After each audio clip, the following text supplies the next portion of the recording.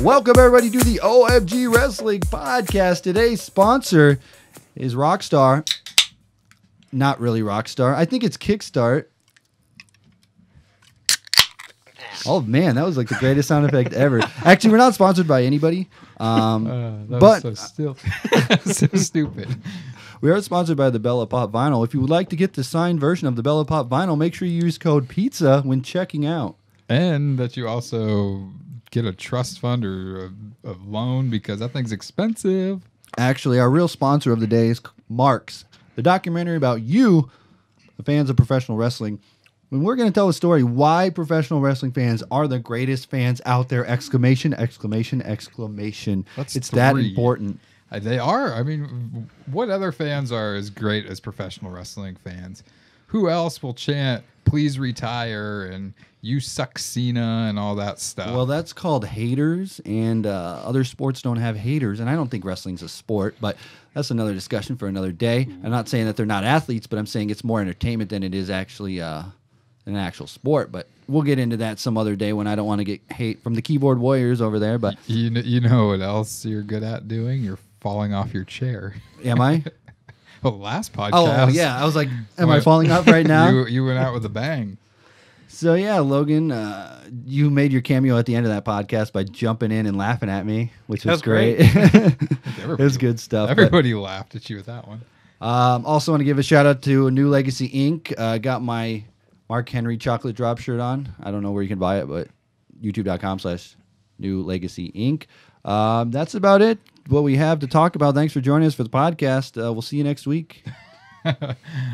Goodbye. If only it was that easy. So we have Marks to talk about. We have the trip to WrestleMania, NXT, Raw, Mania, AJ and CJ, two initials left simultaneously. The WWE.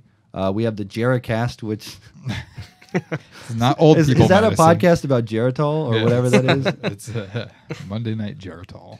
So we have a whole bunch of stuff to talk about. I'm Tony Pizza Guy. I don't want to do that same gimmick where I go around and be like, here's my guest, Jack Luvash, and then introduce you every time. And that's the thing. I don't want to do that anymore. But I think people might know us by now. That's Jack Luvash over there, ladies and gentlemen. And I'm our Logan guest, Davis. Frank, not Frank the Clown, Frank the Cameraman. Remember that joke I made? It was so great. But we have a lot to talk about. We'll let you know. I am going to put this up on iTunes. I have it approved for iTunes. I just haven't added to the website. Woo-hoo. And then people can listen to their earbuds, because I like downloading podcasts and when you're on a plane. Yeah, exactly. I actually, funny story is when I was on my plane ride, I was listening to the Gorecast with Dustin. I still haven't got to listen to that one yet. Which is our other podcast, thegorecast.com, which we haven't done anything with. Someday we got a lot of a lot of ventures going on here. Yeah, we do, and we're just got back. We've been gone for 2 weeks now. We didn't get to do a podcast out in California for Mania like we wanted to. We were so busy the whole time. Yeah, and then when it was time to do it, we're just like, oh, let's just go to bed and make fun of Nickelback or Creed or whatever instead. Or Randy Newman. Furby that made it. With you. I can't do it now. So we'll start off with like our travels, WrestleMania travels. It was kind of a bad start for me when I got in my plane. Which made a bad start for us. Or did not get in my plane. Because somebody overslept. No. I didn't. Okay, this is breaking stuff. Let's hear his story. My side of the story. So let's hear his side of the story, then I'll tear it down. Last time I went through the airport, I got in through checkout and everything within like 10 minutes, security and everything. When I came back through the airport, it was the same way. There was nobody in the airport. Just so happens the day that I went, there was a line of a softball team of girls, just like a whole line of girls. And then after I get through that line at security check, there is the pat down. I've never gotten patted down in my life. And the guy gave me like this 20-minute speech, and he's like, do we need to go into a private room to pat you down? I'm like, no, just touch my wiener. I don't care. I want to get through. Then I got through, and she like closed the door. She's like, sorry, I called your name like 3 times. Too bad. You're going to have to wait. So I waited and got the earliest flight I could, and then I did that one to Denver. And then while I was there, I was 1 minute late to getting on the next standby flight. So then I just waited until nighttime to get there. But it was kind of funny when I was in the Denver airport, I ran into Mikey Danger, professional wrestler. Magnum Pro. And I ran into him while he was coming back from a business trip. So it was kind of, I'm not saying it was better, but it was fun. It was kind of funny how it worked out.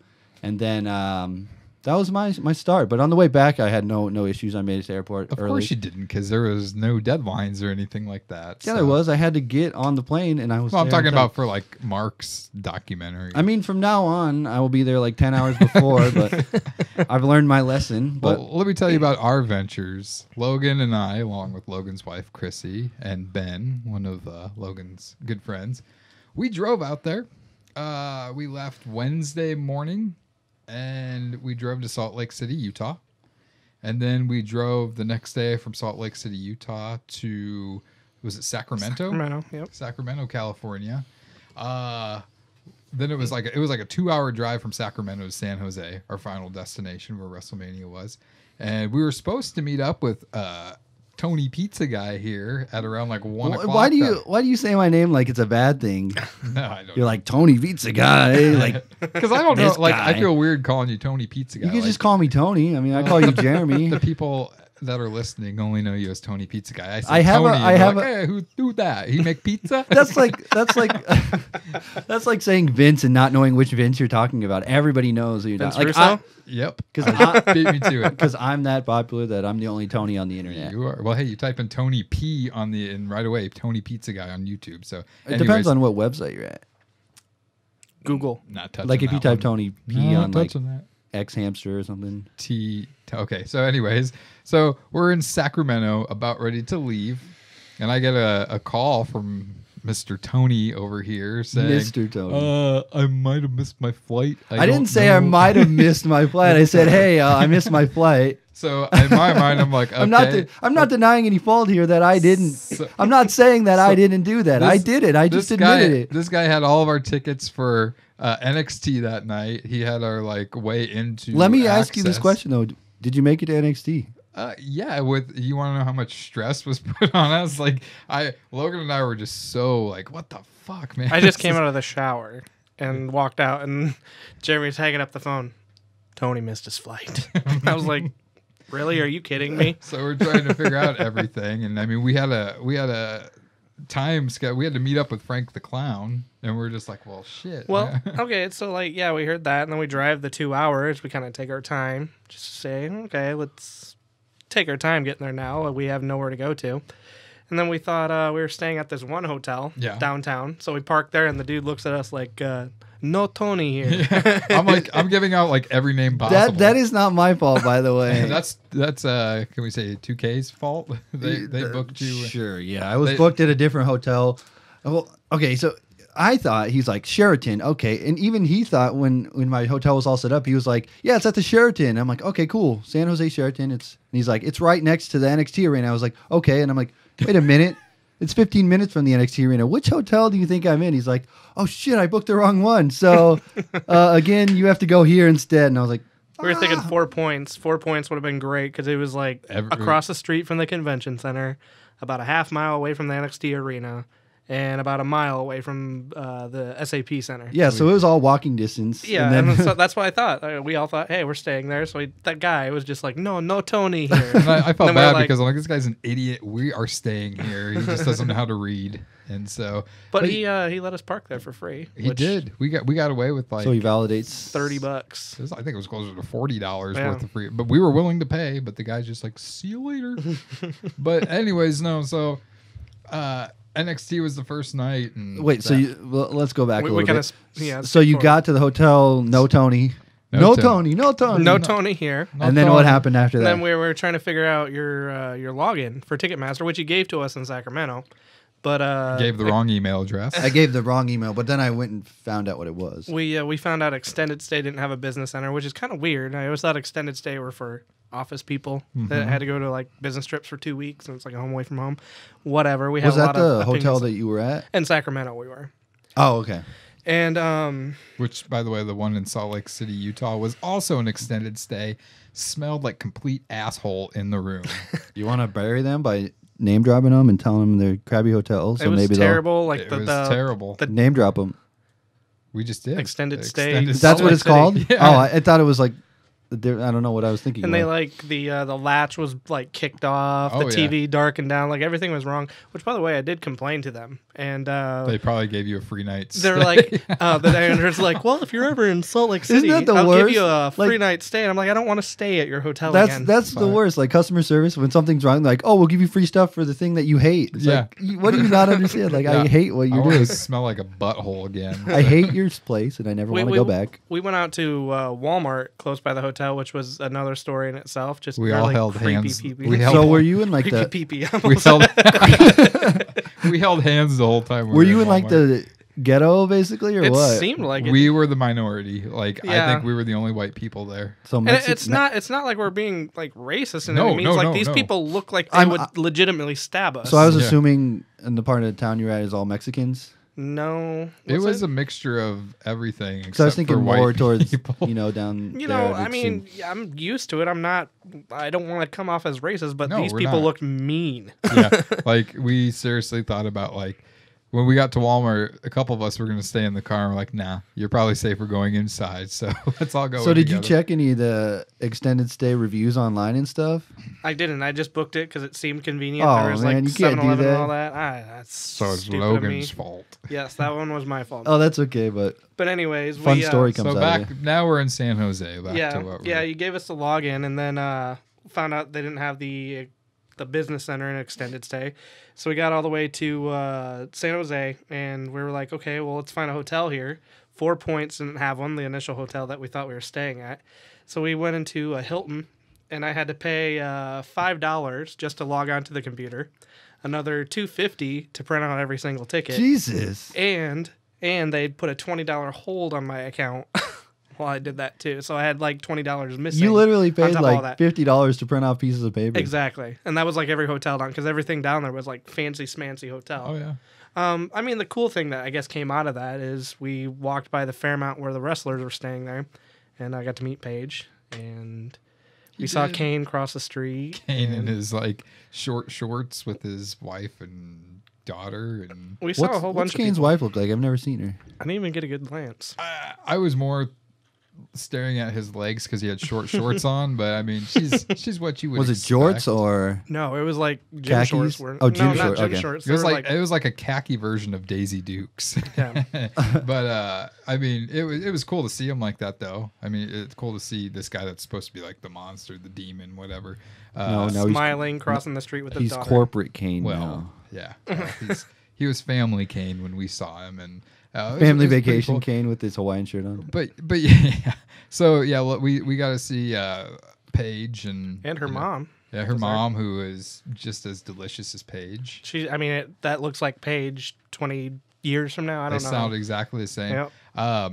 And yeah, I think Logan was a little shocked that I didn't go get a picture taken with my future wife, but I don't know. I'm not one for pictures or autographs just because what am I going to do with it? So you're probably more impressed by Paige's mom then, weren't you? No. Because don't you have a thing for older women?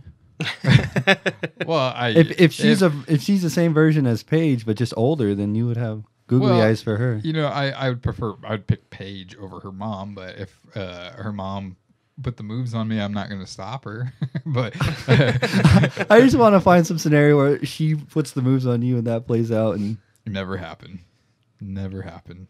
Bertha Faye would put the moves on me. That's what would happen. nice reference, by the way. No. Bertha Faye.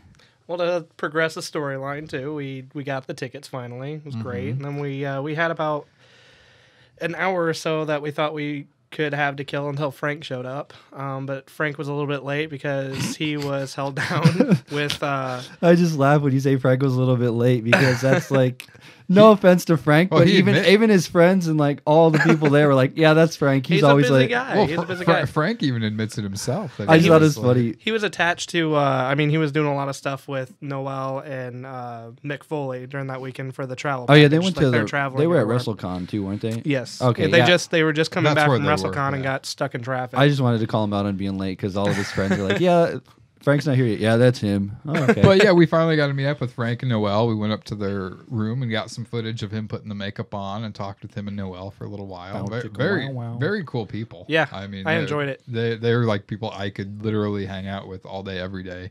They're just so down to earth and fun to talk to. And then we got to follow him around the hotel, which that was like who's who of wrestling as we're going through the hotel halls. We were in an elevator with John Cena's dad. Who else did we walked past Boogeyman, or Boogeyman walked past the business center. In full get up too. Frank tells me that he texts me. He's like, "Hope you can use that footage." I met a lot of people on Friday when you weren't there, so there was a lot of people on Friday. Oh yeah, there was like the Miz, there was AJ, there was Layla. These are all people. Scott Hall. These are all people talking to Frank. No, they were just walking through the hallway where the camera would have. A couple of them Some did, yeah. but some just like came right in front of the camera. So they were there. I mean, the Miz interacted with them. John Cena's dad did. There was a lot of interaction. That was the quote of so far. The quote of Mark's is when we were in the elevator with John Cena. Don't reveal it. I'm not going to, but Frank the Clown has the quote of the movie after John Cena's dad walked out of the elevator. I like how we just call him John Cena's dad. We never actually got his first name. It's just like John Cena's dad. Cena Senior. Well, fans probably don't know what his real name is. They just No, I just think it's funny, like John Cena's dad. Yeah. And then John Cena's dad later in the trip was like, "Come on, John Cena's dad, hurry up."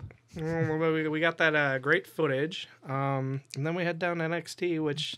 actually, we went to Axxess first. Can't skip Axxess. We did a couple hours at Axxess. We went to Axxess, and I paid $15 for Jim Ross beef jerky, which is good, by the way. Thank you.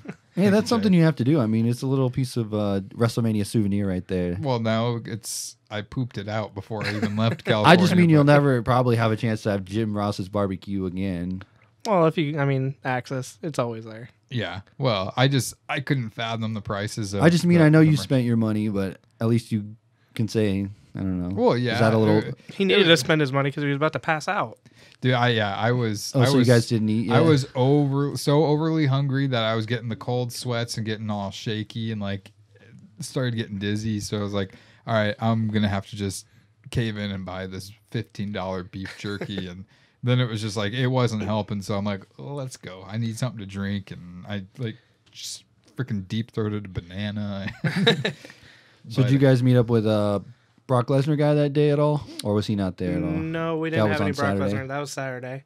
We just we walked with Frank all the way to the convention center, and then we couldn't get in because we didn't have Tony with us. Yeah, we didn't have media passes that day. So we're like, "Hey, Frank, we're to the gates. See you later. Bye." So then we bought tickets to Axxess. If I know what I would have known, what I know now, like could have passed this information on to like past versions of us, you could have just gone in with Frank the Clown. Was he at media pass? No, he wasn't media pass that day. Oh, okay. Because I was gonna say if you could, like, we bought tickets to Axxess that day, but okay. you can't take cameras in. We already had tickets because we kind of already planned we were gonna go in and just enjoy Axxess that day. This was before we knew you had media passes that Friday. I bought the tickets like a couple months ago. Oh, okay, yeah. So I wasn't sure how that all works, but now I just realized you can bring cameramen in with you, and it's like a lot easier process than they make it seem. Yeah, well, but we spent like a couple hours there because we wanted to get over to NXT, and thankfully did. The line was like a mile, 2 miles long. But we got in pretty quick, which was good. And that was a tremendous show. I mean, I haven't gone to like a ton of live wrestling events, but by far my favorite live wrestling event ever for pro wrestling. There was not a bad match on that card. And the crowd was just so hot all night long. He was so focused. Like, you couldn't really get his attention the whole night. He was just like, Jeremy, he's like, I was. Back to like usually when I people watch when I go to events because it doesn't captivate my attention. But the whole time I was just captivated and watching everything. And I was just amazed at everything they did. And I can honestly say the best match of the whole weekend of the NXT WrestleMania Raw. And I mean, probably the best match I've seen in years. All year, yeah. Is match of the year. Is Charlotte Flair and Sasha Banks at the NXT show. That was amazing. There's no words for it. I did not expect that out of a Divas match. I mean, they've been good on the specials, but that just near falls, and it wasn't just like relying on near falls. It was like just awesome moves. You saw Charlotte's flexibility going into submission moves, and it looked like she was going to break in half a couple times. I'm like, holy crap, this girl can move. Those two have amazing chemistry, and sorry you had to miss it, Tony. I know. I was trying to watch it on Periscope because Triple H was filming his entrance on Periscope, live streaming it, coming out. Him and Stephanie both were. So I was like on my phone app, like figuring out where I can watch this shit. I didn't realize like if I would have known that it was gonna go past midnight, I probably would have went. You got there like right before intermission, from what I No, saw on Twitter. yeah, I figured- you could have got there. But I thought it was done at midnight, and I didn't Yeah. realize it. I don't know. I don't which know. rumor mill says it was supposed to end at midnight, but Vince paid out of pocket to stay until 1. Well, I can tell you this: there was one thing about the NXT show that did piss me off, and that was when they were telling fans to tweet and use the hashtag NXT San Jose, and they were putting some of the stupidest stuff up there. It's just like people are just like NXT rocks, and I'm here at NXT. Nothing original, and it's like I kept tweeting shit to try to get up there. And they did not put. What mine was up it? You there. NXP'd your pants? Yeah, I was like, I'm so excited. I NXP'd myself, and nothing. And there was a couple other ones, but no, They were that- very generic ones. Like, I can't believe this person's here. Did they Yeah. show them on the screen and stuff? Yeah, Oh, they had okay. like little scrolls up there. That's so cool. that was man. my only complaint. But no, it was out of a 5-star show, I would give that 10 stars. I can tell you another memorable moment is when Triple H came out. Yeah, And like you could just, I mean, we weren't necessarily far, but we were far enough where we really couldn't see enough facial expressions. But you could just tell Triple H's face was just, he was a little. Look at this. A little kid, like a little kid on Christmas morning, so excited and just like so proud of what he's accomplished with NXT. And I mean, it's great that those people got to perform in front of a crowd that big. And it's just like, and the crowd was not mean to anybody really, except for Bull. They were kind of mean to him, but no, it was a great show for all of them. From what was it the bullshit chant? Was that one? Yeah, that was Yeah. one. which is crazy too, like how much energy they had. And if you think about it, it ended at 1 o'clock in the morning in most time zones. Like that's like 2 or 3 o'clock in the morning. And Yeah. it looked like we went out of the show at like 7 o'clock. They Well, were you gotta so look pumped at up. it this way. For that roster, that was their WrestleMania right Yep. there. Yep. I mean, that you can't. That's one of the bigger arenas that they've ever been in, and See, I think they missed the boat on not airing that on the network live. I yeah, agree. I think so. I thought it was airing live. and I thought then- it was going to be one of the NXT specials they taped, or not special, but like one of their weekly TV shows, like they did at the Arnold Classic. But Well, I know they were doing the Axxess Today or WrestleMania Today or show or whatever they had on the network, but I don't know why that wasn't on. They missed the boat with that one. it looked like they filmed a couple segments they might show on a later Well, NXT yeah, there- episode, but it's not going to be in there was- NXT episode. There was a guy there with a camera, like nothing more expensive than. What we I heard have that here. they were filming an NXT DVD. I don't know if that was what they were doing it for, but Probably. when they were doing some other live events, they were filming stuff for the DVD. So I don't know if that was another one for. They probably put that Flair Sasha match on a DVD. They should. Let's skip ahead to the Monday Night Raw. Let's talk about Mania. Let's talk about Mania last because that's going to be. We're not hot even going to topic. go into Saturday and chronological order of We our could talk journey. about what we did on Saturday. Okay, too. yeah, let's do that. More Mark's footage. Since Jeremy just wants to skip, let's just go to Raw. And 'cause- so on our way it's 'cause home, that's because we're I just- know what's coming when we start talking about Mania. the mute The button. storm I is think I have that brewing. right here. All right, so Saturday, Saturday, we woke up and woke up, went to the breakfast whatever buffet in the lobby of the hotel. $20. no, that wasn't Saturday. Yeah, it was. That was Saturday. No, because I went straight to. We go straight to the show. Went straight to Axxess on Oh, no, that Saturday was Sunday. morning. Okay, yeah. That was Saturday Sunday. morning, Sorry. I didn't sleep at all because I was Blending like, if together. I went to bed, I wouldn't wake up, so I just stayed up and then went. I don't know what we didn't. We just went to Axxess. Yeah, you guys went a couple minutes before me. You guys went over to Axxess. By the time I got there, you still were in the media line. Yeah, we were waiting in the media. Not gonna like say anything, but they were like not prepared for us. You said it all right there. But you know what I mean? I'm like, it's like, did you not know? Like, I don't know. I'm not going to say anything because I want to go back, obviously. But it's just like, did you not realize that people were coming to this Yeah. Axxess? But They're it was always the fashionable. 8 o'clock session. They had it figured out more later on in the day, but it was just like the first one early in the morning. They had to. You guys waited at least, what, a half hour or whatever? that- Something like Yeah. that. A half hour, 45 minutes, and then It was a cool like experience being able to just yeah, film, but it felt kind of constricting when we first got in there because when me and you were together, they're like, you can't talk to anybody unless I come with you to walk and talk with them. And you can't film any B-roll unless I'm with you. And I was like, which blew my mind. And you were there with Tubby filming with him. Yeah, it was just weird. Like I got recruited to do B-roll for Tubby and Axxess in the morning with a great camera too. I hate that camera. I don't even remember what it is, but it's a Canon something majigger. Canon something. But yeah, it was just weird. We did B-roll and we had this short little girl with us the whole time who represented WWE media, and everything. Like she would have to take us to where we wanted to film. She just sat there and watched us as we filmed. It just felt very weird. Yeah, I don't know like what happened in the past where they had to accompany you in the session, but it was just so well. I think weird. When it came to session 2, they kind of just gave up on it because there were so many people. Well, yeah. They just let us free roam. But why would you want to like waste like your people who are there to just stand and watch people? Well, here's the real thing. They don't want you like interviewing superstars and stuff and asking dumb questions and like annoying. Well, I get that. Last year when I did WrestleMania 30 media, we were free to do any B-roll. They said go in there, film what you want. We don't care. If you want to film a superstar, you have to come out here and grab one of us. And they had to accompany. I understand that, and then especially last year because that's when CM Punk quit and. I mean, there were like 2 questions people. about CM Punk. There was 2 people on me when I went to interview AJ, and they're just like, they were, but it's just dumb questions like that. I mean, I was not scolded, but I was just like, he got in my face pretty much there. He's like, no questions about CM Punk. If you think about it, you're going to be out of here. I'm like, okay, dude. It was kind of a bad session, though, because I think, I hate to say a bad session because these guys are still WWE superstars, but like, I think like the Mark Henry and Luke Harper and Scott Hall and all them were there on Friday night. So we got like the Fandangos and the Emmas and the Curtis Axels and who was it? I forgot the Eva Marie. Yeah, Eva Marie. They were going to have me interview her.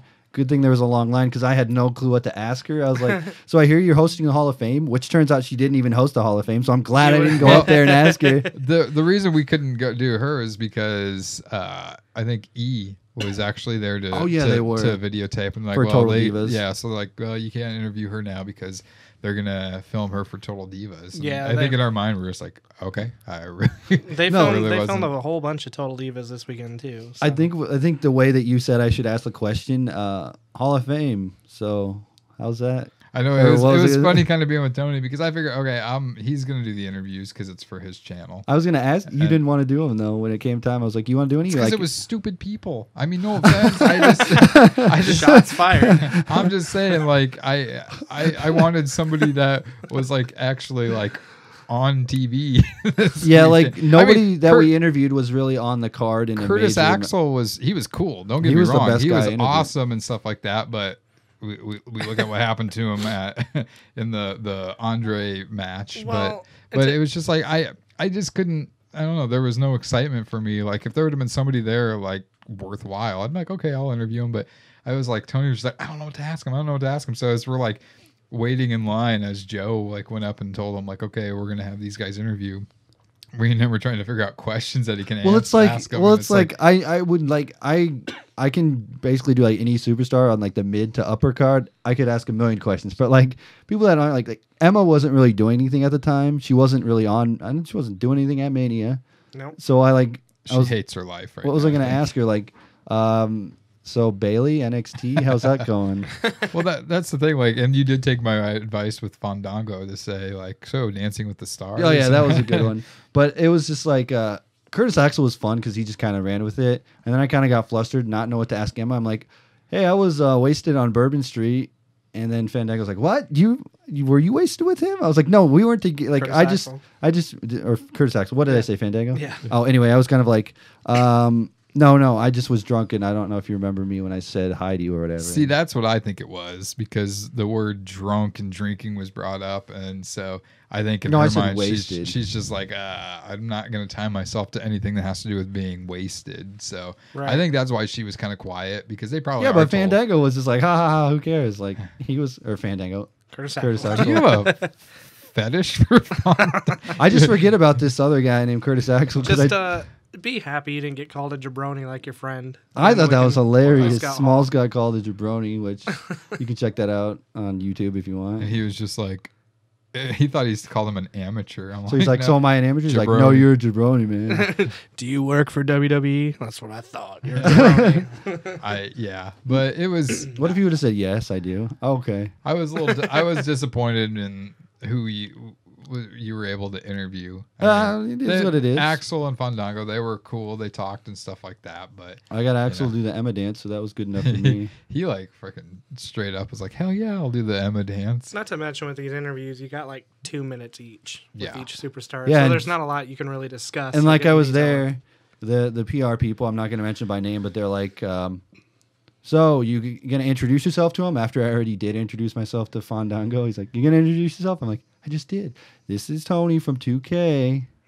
Well, This is his cameraman. And I the was thing like, is, I mean, the bottom line is it was nice of him to even let us go in and do interviews. I mean, they could easily have just been like, F you guys. You're not doing any interviews, but they took time out to let us go. So, I mean, for yeah, that, it was it's- cool. For that, we thank you. Yes. A she. But it was fun. It was a good time. It was a good experience. It's popping my cherry. And I'll say that interviewing people with Magnum has made me a better interviewer, just in general, just a better Everything talker. flowed nicely. It's just an easy, like, I think you're the same way too, because when you were sitting down with Frank and just shooting the shit and asking them questions, you were really good at it. Like, I wouldn't have been able to handle myself as well as you did when you were talking to them. So I think Magnum's really helping us out. Magnum definitely, yeah. I mean, I really felt so at ease with them and asked him the questions. And in my head, I was just thinking, like, I really hope that. I mean, because they do a lot of interviews, especially Noelle lately. She does a lot of interviews. So, in my head, I'm just like, I just hope that this comes across professional. And Yeah, it was great. that we don't seem like we're amateurs or anything. So, that all went really great. And Magnum is what we have. And even this podcast. to Yeah, talk. just being able to talk has got a lot better. So when I was there, I had to help with the 2K video game tournament, but I really didn't do anything because everybody else was doing it. And it was just like fans could come and sign up, and then they had some people they invited out from the video contest where they had to cut a promo and then like a minute promo, and then they'd fly them out if they won. And nobody won. It was just some random person who was there, which I don't really know who he was, but he was playing as Daniel Bryan, won by submission. A lot of people didn't like that. But you know what? That happens. I don't even. What did we do Saturday? I know you went to the Hall of Fame. Well, Saturday. Well, Let's continue yeah. on Saturday because I want to kind of talk about the Elimination Chamber guy. Oh yeah, yeah. So we switched people. We were now getting B-roll, Yeah, we were getting B-roll at and the so time. the one lady that you were talking about that just like stood there and let us do whatever.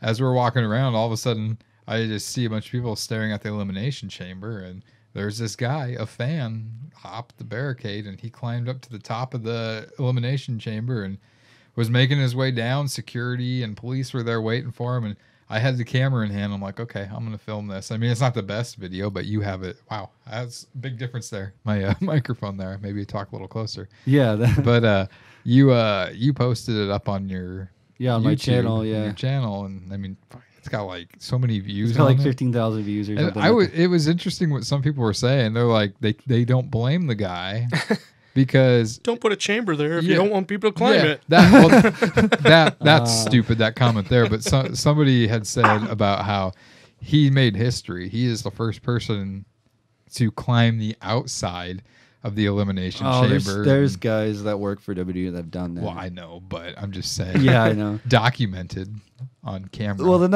if you're thinking that, well, they put a chamber there, so why can't he climb it? That's like the same mentality. Well, there's a wrestling ring. Why couldn't I go in the wrestling ring? Right. Don't get me wrong. I think the guy is stupid and he deserves what he got. I mean, why would you do that? Like, there's no WWE like cameras rolling at that time. It's not on television, so why climb the Because he got on our chamber? YouTube videos. Yeah, you made him famous, Tony. Yeah. I'm not the only one that had the video up. There's other videos that have like 30,000 views of this guy. But so. it's just like, why do that? You know you're going to jail. I mean, well, at least do it do when we it's know? like, Did he go to jail? Do we know? Well, I just saw Oh, yeah, security you- was right there, and they escorted him out. I'm get- assuming he got arrested or whatever, but Or well, at that least happens banned. like when I work. If somebody were to jump the barricade at a Raw, and we get them, we take them back to the police. Police arrest them. They get put in jail, and then they have to pay a fine. So yeah, I guarantee you he went to jail. Well, let's continue with stupid wrestling fans. While NXT was performing, I don't know where you're going with this. Jeremy is actually the worst wrestler. No, I'm just kidding. While we were watching the NXT performers perform, I guess is what I want to say. Oh, are you talking about the kid? The kid, yeah. But before I get to that, there was a bunch of weird new NXT people there that I didn't know. One dude had like tree trunk legs and he was bald and he came out to like, remember Mankind's organ music. Mankind's exit theme. Remember that? Yes. It was a mixture of that and Kane's very first. So it was weird to see. It was cool to see like these unknown people there, but they put them up against each other. They should have at least had a established guy and one of the new guys, but they put these two. This is my problem though with that. If these new people are the future of NXT, NXT is in a world of hurt because I was not impressed. But you're gonna see them like because this is Axxess too. If you think about it, these guys were doing 2 or 3 matches, if probably a little bit more than that a day in front of these people. But you're gonna see these guys not make the cut because like look at Mojo Rawley, he's not even around. I don't know what he's up to, and like CJ Parker just got out, so it's like the guy and like they're still developmental. And I think Mojo was a football guy as well when he came in. The guy you're talking about with the tree trunk legs, his match is probably the most boringest match. He looked like he was a football seen. player they just turned into a wrestler, and I think that's what Mojo Rawley was as well. So we'll see. Hopefully, that's the point of putting them in NXT so they can mold them and make them better. Performance Center. They got a lot of molding. If they're not going to have them on like Axxess, I don't know. It gives them a chance to kind of get a little bit of feedback from the crowd. You know what they could have done, and you can actually see some of the agents over in the corner. Just they're behind the curtain, just watching these guys. So they're like, okay, this guy did not have any charisma or anything this whole weekend. We can work on that. Why don't you take these NXT guys and put them against like a Fandango or something who's not doing anything? That would have been cool. I would have loved to see something like that, like more WWE or like stars, Rhino, like low cards. or he was too busy Brian tying Kendrick. his tie. So we did. So while we were watching the NXT thing, this little kid who reminded me of the kid. What's his name from Toy Story? Who rips off Sid? He reminded me of Sid for some reason because he got this weird smile on his face, like whatever. And his mom was like behind me, kind of, and like he was in the front of the row, and she's like trying to grab him because I think she wanted to leave anyway. But he was there watching. He had an annoying voice. He had an annoying voice, and he was yelling at all the wrestlers because one wrestler like said something to him. I forgot who it was. I think it was during the tag match. Yeah. I don't remember who. It was the tag team champions. Oh yeah, the Wub Wub guys. So Wop wop. he went. He was yelling at them, and they yelled back. So he just thought it was cool to yell at every wrestler. And then as that, I think it was to the new guy. It was the tag team champions that he threw the water. Oh, did he? Oh, okay. So he threw the water on him, and then immediately got kicked out. He didn't get escorted out though. No. Which is what I thought was very weird. Probably because he was a kid. He was a kid, and I don't think he was all there. Yeah. To be honest with you. But then he's like, the security guard talked to his mom. He's like, get your kid out of here, or we will have him arrested or something. Christian, the host of Axxess, was like, you can't do that. yeah. No, he was over there in like a heartbeat. Yeah, well, he kind of is their bodyguard during it too. So. But yeah, that kid was like. He did remind me like ballsy. The kid from Toy Story. Sid, not Sid. But yeah, double prizes. It's funny to see how not NXT but Axxess matches have evolved because it used to be those low card people. Now it's then one year I think it was 28 in Miami they did FCW wrestlers, which is now NXT, and that was pretty cool. They kind of had a mixture of the low cards and FCW at the same time. So depending on where you were at that time, you got to see these people. I got to see Dean Ambrose perform there, and Roman Reigns. Both of them were on that Axxess card that I went to on WrestleMania 28. And they were still in FCW? Yep.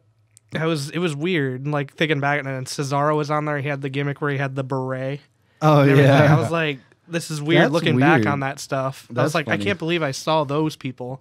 So, I mean, and now I think it's great that they're doing these NXT things. I don't know. Like, I think the coolest thing would be to have somebody that's actually known, at least on one corner during the match, instead of two unknowns. Even if it's an NXT person, like just someone, like Ty Dillinger or something. Someone that, Jason Jordan, I don't know.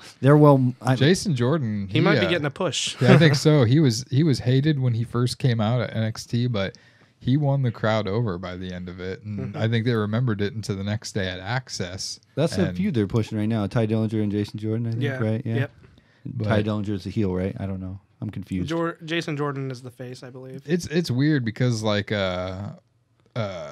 Corbin He's a face on TV, but he was straight up heel at NXT and at Axxess. So it's like, I don't know what they're doing or why they would do that. I think, again, it's things where they can try things Test out it in out. front Test of it people. out and see what people It's kind of what like the it's kind of like reaction WWE is a house show for WWE. I think one of the Axxesses I went to was 29. Somebody came out earlier in the night or earlier in the day. He was a face, and then the next match he worked in the next session he was a heel. I was like, what's going on? Like, what happened here? But I can see what they're doing. Far be it for me to insult or critique what NXT is doing because they're very successful. So I'll keep my mouth shut. But we did get a lot of B-roll and more interviews for Mark's documentary on Saturday. Yeah, that was cool. We got to talk you can see to on the trailer. Macho Man's twin. Well, it was cool as we even forgot about this when we went back to the second session of Axxess. We walked with Frank and Brock Lesnar guy. Oh yeah, and you got to walk and talk with them on the street and got a lot of cool shots. And I saw that one that made it in the teaser was like, if you call this fake, you need to reevaluate yourself. Yeah. And that was like just That's a great quote. That was a great quote. They are very passionate people. And I mean, they make you like a lot of them said, like, if you're not a wrestling fan, let them watch a wrestling event with them because they will sway you to become a wrestling fan. And I can see it. I mean, they very, very fun. All of them are genuine people. Love talking to them. And like I said before, I could envision myself as like friends with them and like hanging out with them. Which is sad because I don't want to feed the trolls anymore, but I see Frank the Clown still getting hate, and I just want to type something like, he's a nice guy. I saw the one comment that I'm interested to go back to Frank and ask him this question where someone said, I think it was like saying something to the, like, he's only a mark because, or he's as big of a mark for himself as he is for the wrestlers. Which is untrue from what I can tell, like this whole weekend. But I don't know. I mean, I don't think he is. I want to ask him that, you know, like just like his idea of even doing if he is, who cares? Who cares? Yeah. Isn't that like the way that I look at it? Aren't you supposed to be a mark for yourself? Isn't that like, isn't that life? I mean, like, aren't you proud of yourself? I don't know. I think he's getting so much heel heat now because of his relationship with Noel. He actually told us a story off camera where they were at NXT on Friday, and it was during intermission. They had a line. They were front row, of course. They had a line lining up down the aisle of people trying to get pictures of Noel. And, I mean, they were so tired by that point, and I'd say about 10 minutes came and passed, and the line is just growing. Frank is like, told the security guard, no more. Because, like, Noelle's another one of those nice people, you know, and she's just like, she can't say no. Yeah. So Frank had to be the devil's advocate and like, no more to the guard. And then, of course, he said he got tweets later on, who the hell does this guy think he is? Do you think he's Noel's agent? And stuff like that. But people are always going to hate. I hate a lot of things WWE does, but do I think that my opinion of what I say is going to change anything? No. It's just, you know, you can hate all you want, but I don't know. You just have to imagine, like, you can't hold up this person who's not even really a celebrity, you know, like, and you're like, how dare you not take my autograph when you're not a wrestler? And well, obviously people asshole. Think he is. Yeah, but you know what I mean. It's like that, if you're gonna get all in your panties in a bunch about it. I'm just like, you can't hold somebody hostage for like you're there for like 3 hours. Like, I can't stay here for like. That's why I heard Dan O'Brien talk about it somewhere. I think it was on a podcast or something. He's like, I hate doing autographs because it's like that. When you can't sign everybody's autograph and you can't take a picture with everybody, and then when you don't, people get pissed. Yeah, they get mad at you. It's like it's physically impossible to do it. Which is funny, by the way. JR was front row, and I didn't see, like, Noelle had a longer line of trying to get pictures with her instead of JR. Which is like, okay, that's how popular Noelle is getting. Speaking of JR, after I was sitting in the hotel watching my phone, waiting for you guys to get back, NXT. That sounded really weird. You were lying in bed waiting for us to text No, I was sitting in the hotel lobby. Waiting for you. I guess I'm the pervert. I took it to you were lying in bed, but go ahead.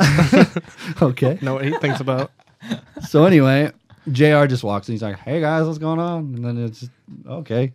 Hi, Jim Ross. Thanks. Best JR impression ever. Did he wave at you like that? He did. He was like, hey, I'm Shark. Oh, God. Hello, everybody. I'm Rim Joss and a toga. So, yeah, he just walked in. He's like, hey, what's going on? I think he said hi before we did. So, like, we would just not bombard him. You know, I'm sure that if he says hi first, then you won't rush him for an autograph or something. You know, because he knows who you are. He knows you're Tony Pizza guy. That's probably right. He's like, hey man, can I put barbecue sauce on your pizza? Love your podcast. So Saturday night, what did we end up doing? We went to the mall in that's San right. Jose, which was like a huge circle. Yeah, I love the idea of a mall that's just circle like that. It's a circle. It was huge. We had some Red Robin Nestle Toll House cookies, which were the Oh bomb my diggity. god, I could go for some of those. So was right it now. like a multi-level mall or No, how does just it work? one level, and I mean, I would say that was at least, I don't know, I'd venture off to say at least a mile. Oh yeah, around. That was huge. Yeah, And, you- uh, you Indoor, inter- outdoor, indoor. indoor. And you introduced me to Fanta, Fanta pineapple. Which you can only find in tropical locations, like Fanta, on the West Fanta. Coast and Oh, you want the South. Fanta? It's delicious. We we ate at, was it Red Robin? Red Robin, yeah. Red Robin inside there. Yum. Yeah, thank you. And we were right by a window that like was right by the entrance to the mall, so everybody's like walking by watching us I'll eat. demonstrate here. And there was a freaking lady that was just she was just Is that what she did? yeah. Yeah, It was All right. creepy as shit, and it was like I wanted to close the blinds on and I her, did, and but my wife was like, "Why would you do that to her?" I'm like, "Cause she's staring at me while I'm eating my food." it was weird. I just imagine like you two like not closing the blinds, but they're like up, and then you just locked eyes, and you're just like It pretty much was. was just Honestly, She like- was still staring at me and when it I was closed just the like blinds. it's just like this. it was weird. It was Audio creepy. format. You should probably watch the video format But, to understand but no, what I it just was did. it was a cool mall, but it was just one of those things where it's like it's the same stores that you have here. Yeah, and, we didn't really it's- go into any of them. it was There was a just- Dave and Buster's there that I surprisingly didn't go in. Oh, And then they had this thing out there. It was like a trampoline with bungee cords attached to like a diaper, and you like put your kids in it, and dads would freaking like pull their kids down and then let them go, and they fling up to the ceiling in this thing. And I shit you not, these kids' heads were coming that close to hitting metal beams in the ceiling of the thing. Like I wanted to sit there all night and wait for the first kid who busted his head open. But it was like these kids were all like, yeah, yeah. And it's like, I'm cringing. I bet their because- dads are just waiting for them to hit so they can sue the crap out of the company. There you go. Probably, but I was just like, oh my God. Free And WrestleMania Why trip. would they not be having these people sign waivers? They Because probably, I don't know. because if Probably did. an adult went on that thing, they'd be dead right now. I can tell you that right now. But Yeah, after the mall, we went back and guess caught up on some rest. We didn't really do anything that night. You sat 6 hours at the Hall of Fame, and with a blue light in my face. Literally, where I was sitting, there was like one blue light just right in my eyes. I literally had sunglasses watching the Hall of Fame. That's how bad it was. you're so full of yourself, man. I know. I felt like an asshole wearing sunglasses. Also helped though when Connor the Crusher segment happened. I could have my sunglasses on. People couldn't see me cry. so yeah. How was your first Hall of Fame experience? I probably wouldn't go again. I'll thank Bruno for that one because his speech was like 30 minutes long, and then Larry Zbyszko came on and his speech was like 30 minutes long. So, and then like we were just done. We were just like, can we just not? Is it okay to leave now? Like we didn't even care for Macho Man, but then like we went back for Macho and just stayed and then left after Macho's speech. But it was just like, this is going on forever and ever and ever. It was like 3 hours and it was halfway over. And that's like by halfway they cut off the beer too, so I couldn't even enjoy that. So I like couldn't even get drunk anymore to enjoy it. So it was just like and it was $9 beers by the way. So what a steal! It sounds like you had more of a fun time at the after party. Tell us more about that you went to. Hung out with wrestlers at the Fairmont. And that was cool. Just got to see Norman Smiley sit down at the table right next to me, and I was like, "Oh, there's Norman Smiley. All right." But I'm not one of those people that like clamors over the wrestlers and like runs up for autographs. But everybody else I wasn't with was like, "Oh, let's go up there." And I was like, "Nah, I'm not like that." But But you will break your neck to Too Sweet, Scott Hall. I will. Okay, but that's a different story. But I did. So at Axxess, by the way, I was there. One of the guys I was with, his Twitter handle, a Vanilla Midget. He's partnered with Ringside Collectibles. So he's like, hey, come over here real quick. They're doing a giveaway, and if you enter, you can win a Shawn Michaels action figure that's not even released yet, from like 1992, I think, or something. I could be wrong on that. So I put in my ticket, and I ended up winning.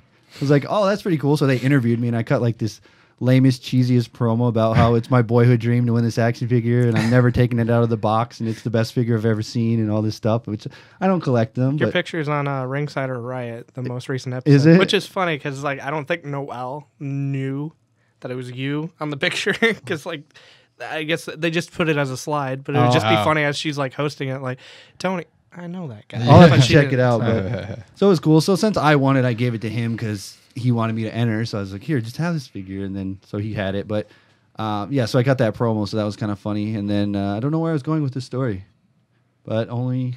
We were talking about the after party, you breaking your neck with 2 Oh yeah, sweet, so and- so the figure, I got the figure. So then they're like, you should ask Zack Ryder about this figure, and I was like, why would I ask Zack Ryder? Like, just ask him. So then at the after party, I saw Zack Ryder. I go up to him, I go, hey Zack Ryder, I got number 1 Shawn Michaels. He's like, no, you don't. I have number 1. You have number 2. I was like, oh god damn it, Zack Ryder. And then I tweeted him when I got back, and I was like, hey, look at this figure I won. I thought I had number 1, but I got number 2. And then Zack Ryder just tweeted an emoji of a smiley face with sunglasses, like too cool or something. I was like, oh, damn it, Zack Ryder.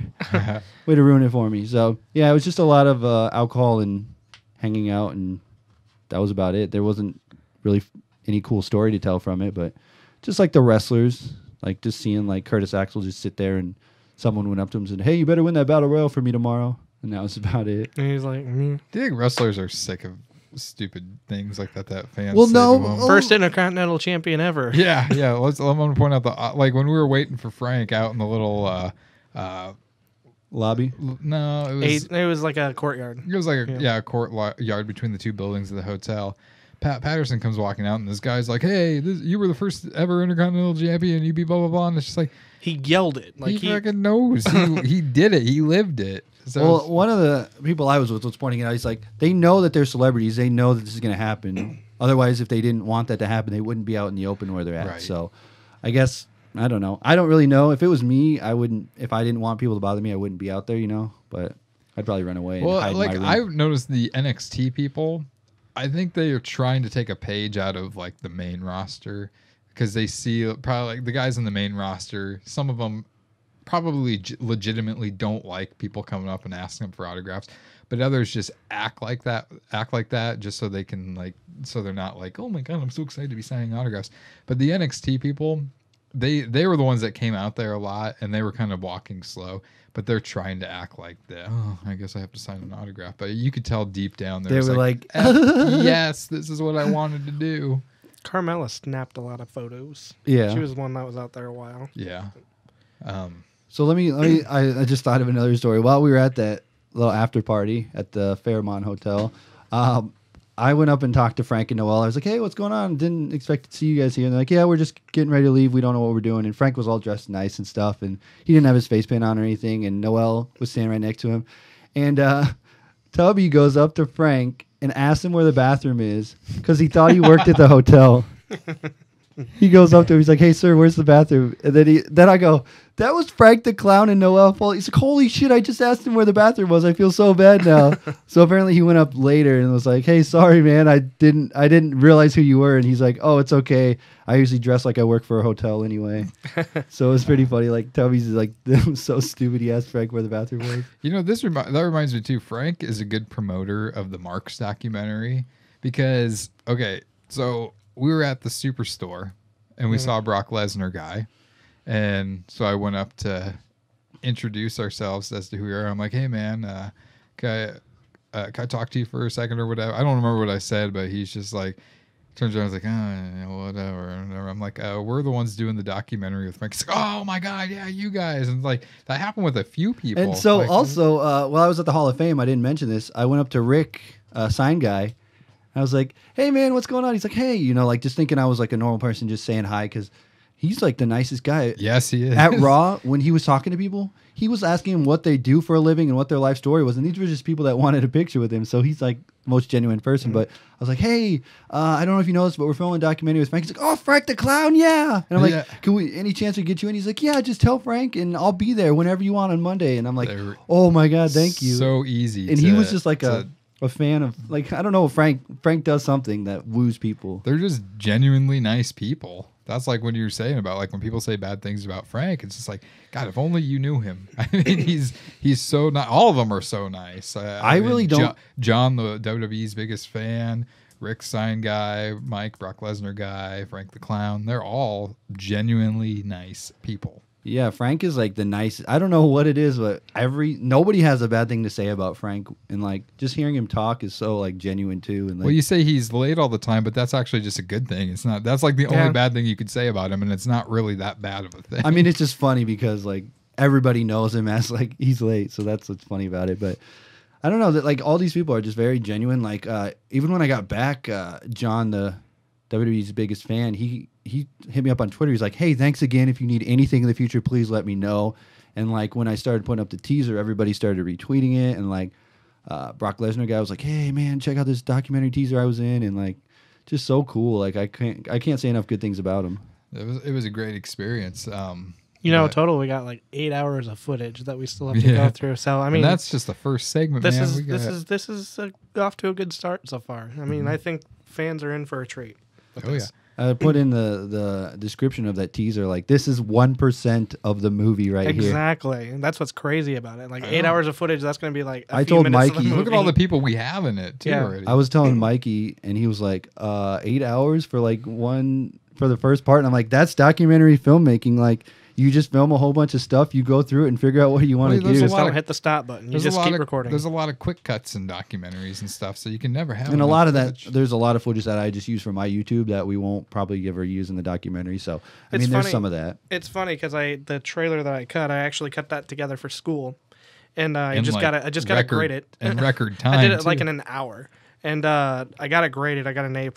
And Yay! I didn't think they even gave out A+. Is that like over 100%? Which is surprising with this teacher. He never like gave out. That's any over good 100% grades, though, right? A+? No, that's just 100%. Oh, I didn't. It's not just an A. Or I think it's 95 to 100 is A+. Wow, I've never gotten an A+ then. I feel bad. Okay, go on. I got plenty of C pluses. But as he was like giving me critique and everything for it, he was like, he said a couple things like he thought that the footage was staged. Like he said something, oh, that shot looks a bit staged or whatever. And I'm like thinking in my mind, no, that wasn't staged. Like it was the cell phone one when he's tweeting and stuff. And then there was one where he's going through the wigs. I'm like, we didn't stage anything. That's just us rolling the camera. That's why we have 8 hours. That's such a great shot though. I love that shot. We hit record and we just kept on rolling the whole day. That is the thing about this documentary is everything just. And I hate saying this because we've got so much more footage to get. We only filmed for 3 days, and we already have like a whole. Everything just fell into the place at the right time. Like, let's not give him too much away, but Sign Guy, he's talking about Mark Henry, and not even 2 minutes after that, freaking Mark Henry walks by in the background. It's just like. It's just all these things, people in the right place at the right time. Random things getting shouted to Frank. Yeah, and it's so crazy. Like I couldn't plan if I was like gonna try and stage Mark Henry to walk by, we couldn't even make it happen as well that it flowed. You know, like it was just such a crazy. And what thing. Mark Henry said had everything to do with what Frank, Sign Guy said to us. And we swear we didn't plan any of this. Nothing is scripted in here. And like another thing that I'm just thinking about, like when you were walking around with Brock Lesnar guy and Frank the Clown, these little kids were just like coming up and high five. Hey, it's a clown, and it's like, like we planted it. Like there's no way to even plan what we just. It's insane what just happened. I know, and I just hope the rest of it goes this. Like smoothly. we went out thinking that it was gonna be like, oh god, this is not gonna work. We're barely gonna have any time with Frank, and then like we have Frank, we have WWE's biggest fan, we have Brock Lesnar guy, we have Sign Guy. It's like all these people we didn't even plan on meeting, and then we did, and then they're just like, yes, let's continue. Yeah. This is awesome. I'm excited. And I was nervous at first, you know, with Noelle Foley and everything too. I was like, we're gonna have limited time with her, or she wasn't really going to want us to have cameras around a lot. Again, nice person there, too. It was like when we went the first day in their hotel room. She was just chilling on the bed, and we're like having a good old conversation with all of them as if we've known each other for months. Seriously, I felt like I did know him for the longest time. And then we got like the Macho Man guy who was hilarious. I'm not even... The fans, if there weren't the fans, there wouldn't be any wrestling. And then there was the Shield people who were cool. Yeah, pretty awesome. And then everybody was like, man, did you and that girl, right? I was like, shut up, you're dumb. The Shield girl, you know? She had gorgeous eyes. Everyone was saying she was so hot. I'm like, she looked like Seth Rollins. What are you talking about? You couldn't even tell. It's like, whatever. No, then there's just like, it's just cool. And I talked to some dude who was standing in line for the chamber for 45 minutes, like ridiculous. Like, And it was kind of interesting to get those, like, I didn't get the natural responses that I thought I was going to get when I interviewed people and asked them, hey, do you know what a mark is? And someone were like, no, I have no idea. And that's not what I expected. And not to give anything away, but it kind of gives us a new vision on this documentary and what we're going for as storyline purposes. I'm like, I didn't see it that way. And there's a lot of different things that I have revelations on now too. It's like, this is going to be cool. And it's always great when we're like sitting down with Frank or Brock Lesnar guy or whatever, and they say the tagline of the movie, like, I'm a mark. I'm like, yes, we got it. Like the little kid inside of me, like I look over at Logan just smiling. I'm like, you're sitting down interviewing him. And I'm like, he just said it. He just said the tagline to our movie. But going along the lines of like, I don't want anything to seem scripted. When I was sitting down, I was asking Frank those questions. In my head, the whole lead up to that question is, I want you to say I'm a mark or I'm a smark, and he wasn't saying it, so I'm trying to like repeat a question that would get him, and finally he got it, and he's just like, I'm a mark. And I was just like, yes. But yeah, so overall, was everything that happened, the long drive, all the rough start, the rough start. Was it worth it in the end with what we got? Oh, yeah. Hell yes, it was. And I'm still hungover from that trip. Like, I'm still trying to catch up. I'm still excited about like filming Frank and Noelle, like their love story. Like we were shooting a wedding video or something. Oh yeah. When they get married, if they don't hire us to film their wedding, I'm going to be very upset. But let's go to the big day, Sunday, WrestleMania 31. And let me just warn all the viewers out there right now, you're going to start hating me if you haven't already because of if you love WrestleMania, you're not going to love joke Jack. that I told you to do earlier. What was the keyboard joke? You said keyboard warriors, get your keyboards out because I'm gonna.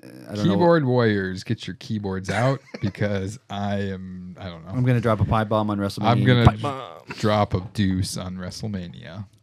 So my journey starting to WrestleMania morning, I went up in the 2K bus with all the rest of the 2K people and got to go backstage. It was kind of a weird little thing I wasn't expecting. Walking through the backstage, and who walks right by me but Brock Lesnar with his bag. I was like, holy shit, that's Brock Lesnar. And it's kind of funny that he's like the last one to show up to the arena too, which he can because he's Brock fucking Lesnar and does whatever he wants. But it was pretty cool. I got to see the Hard Hat Hall of Fame. They had a wall that had all these hard hats on it. It said Hard Hat Hall of Fame. I was like, okay, so we got to see the Hard Hat Hall of Fame. I was wondering where you were going with that. And then we walked by Luke Harper, but I didn't really notice I was Luke Harper. And everyone was saying he looked at us like, who are these marks? Like, what are they doing here? Because one of the guys had a wrestling belt. So he's like, oh, these hard work. So that was cool walking there and then just going through. And funny story, I had my my Young Bucks shirt on that said guilty. And every time I walked by this one security guard, he always said, guilty? What are you guilty for? And then as I walked by, I'm like, hey, guilty. And then he was like, oh, I remember you. I was like, is what? he an older person? Yeah. That would be why. You should have gave him the fake laugh. No, but he just said it like every time. So I just like, at the end, I was like, hey, I'm guilty. He's like, huh. It was like, well, we didn't have as glamorous as lifestyle. We paid $40 to park about a mile away from the stadium. Yep. We had to walk in the street to get the stadium and sat in the sun for a while. Yes.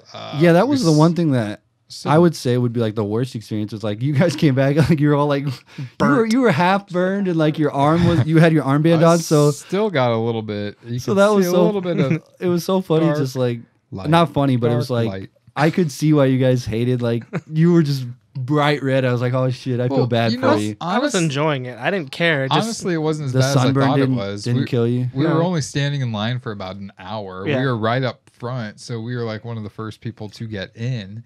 And then leaving and stuff like that, no traffic, really. Yeah. It was just, the worst part was backing out of the parking spot that we were in. Oh, yeah. But once we backed out, it was Did you guys race out of there immediately, or were you taking your time? Well, we had to go around the whole stadium. Yeah, we took, instead of, because we were going the opposite. We were going upstream. The flow of traffic was coming this way, and we needed to go that way.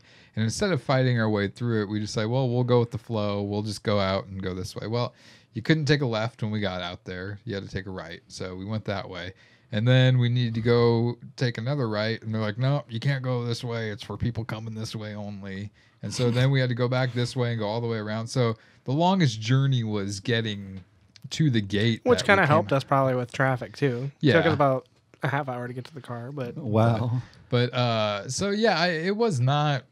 It wasn't really as bad as I thought it was going to be. But I mean, we got in, we got to our seats immediately. We had Which time were to awesome use the seats. restroom. We had time to use the restroom. We had time to get the most delicious Polish sausage Oh ever. God, that was Italian good. herb Polish Good or sausage. bad? It was good. Okay. amazing. I It's couldn't tell amazing. if there was sarcasm in that No, delicious no. Well, sausage. I made 2 trips to get food. The first one I got a Gatorade, a water, and a nacho.